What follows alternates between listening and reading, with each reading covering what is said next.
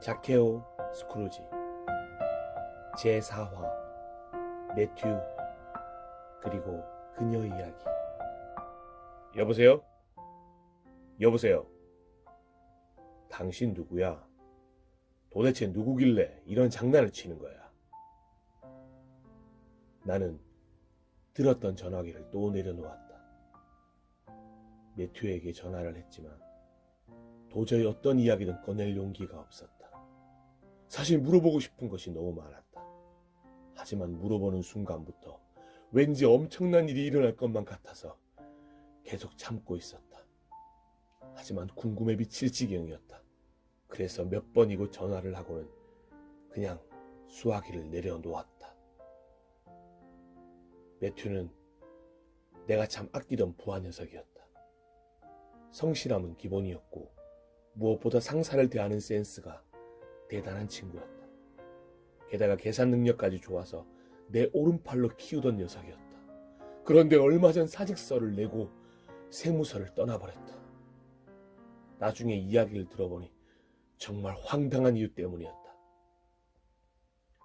매튜가 세관에 앉아서 일을 하고 있는데 크리스트 헤수스, 또 그자 이야기다.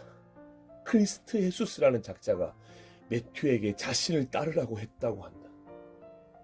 그런데 매튜가 도대체 왜 그런 미친 결정을 한 것인지 이해가 가지 않는다. 그 작자를 따라 나섰으니 말이다. 조금 있으면 실수를 많이 했던 재산세 과장을 잘라버리고 그 자리에 앉힐 생각이었는데 말이다. 도대체 무엇 때문에 그 작자를 따라 나섰는지 물어보고 싶었다. 그것뿐 아니라 물어볼 것이 너무도 많았다. 그런데 물어볼 수가 없었다. 서장님? 스크루지 서장님, 안녕하세요. 저 매튜입니다. 제가 누구를 좀 소개시켜드리고 싶은데 오늘 저희 집에 와서 저녁 식사하지 않으시겠습니까? 며칠 전 걸려온 매튜의 목소리는 매우 흥분되어 있었다.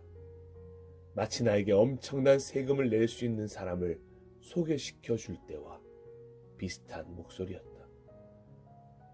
그래. 매튜 아닌가? 그렇게 나가더니 어쩐 일이야? 갑자기 식사라니. 누굴 소개시켜 준다는 말인가? 와보시면 압니다, 사장님. 꼭 오십시오. 기다리고 있겠습니다. 제가 주소는 깨똑으로 넣어놓겠습니다.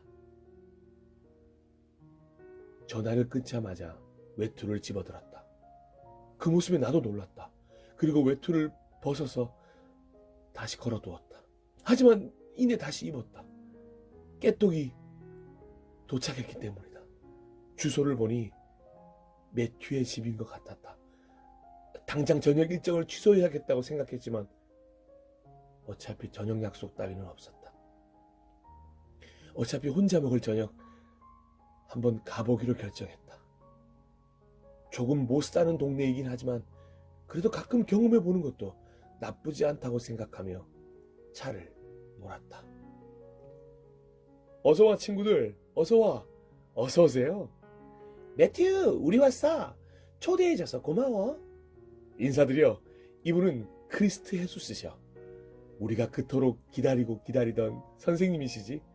우리에게 영원히 사는 법을 알려주실 거야. 안녕하세요. 말씀 많이 들었습니다. 이스턴 리버 세무서에서 일하는 존이라고 합니다. 우리 같은 사람들도 영원히 살 수 있을까요? 제가 먹고 살려다 보니 직업 때문에 어쩔 수 없이 사람들을 너무 괴롭게 한 적이 많습니다. 허허, 이제부터 그렇게 괴롭게 하지 않으시면 되는 것 아니겠습니까? 저도 선생님을 정죄하지 않겠습니다. 네? 정말요? 감사합니다. 감사합니다. 매튜, 초대해줘서 고마워. 어서 맛있게 먹자고. 난 문 밖에 서서 망설이고 있었고 차마 안으로 들어가지 못했다. 안에는 같은 세무서 부하들부터 이스턴 세무서, 웨스턴 세무서 직원들이 가득했다. 그리고 외국인들까지도 같이 있었다. 그래서 차마 들어갈 수가 없었다.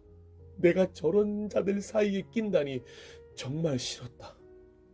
그런데 매튜 녀석은 왜 그렇게 행복해 보이는 것인지 내가 온 것도 눈치채지 못했다.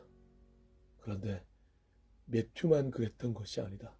매튜의 집에 있는 모든 사람의 표정이 아브라함 품에 안겨있던 나자로의 표정이었다. 짜증이 나서 발걸음을 돌려버렸다. 스크루지 사장님, 아직 도착하시려면 멀었나요? 아, 미안하네. 갑자기 급한 저녁 약속이 잡혀서 오늘은 못 갈 것 같네.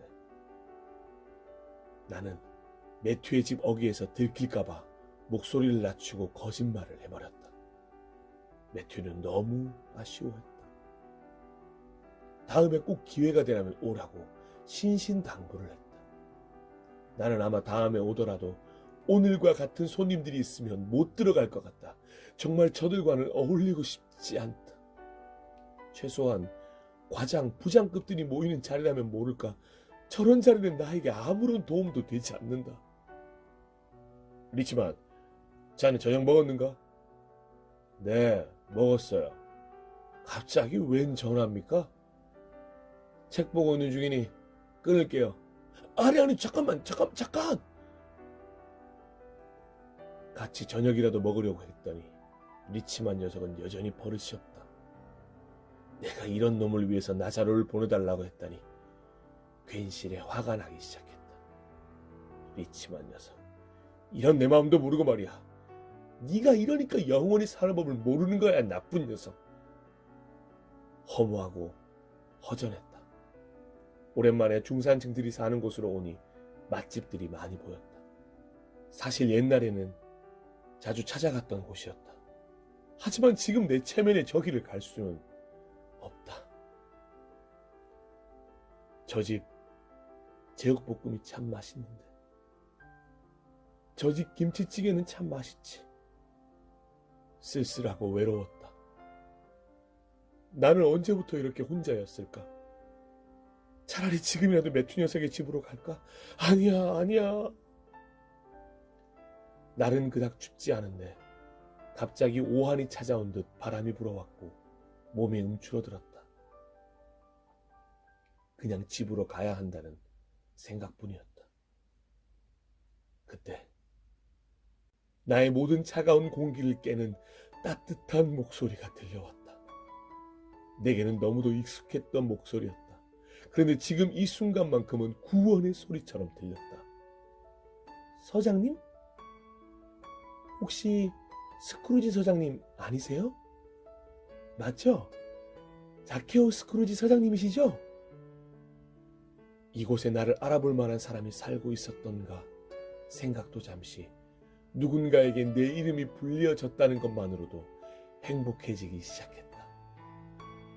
예, 제가 자케오 스크루지입니다만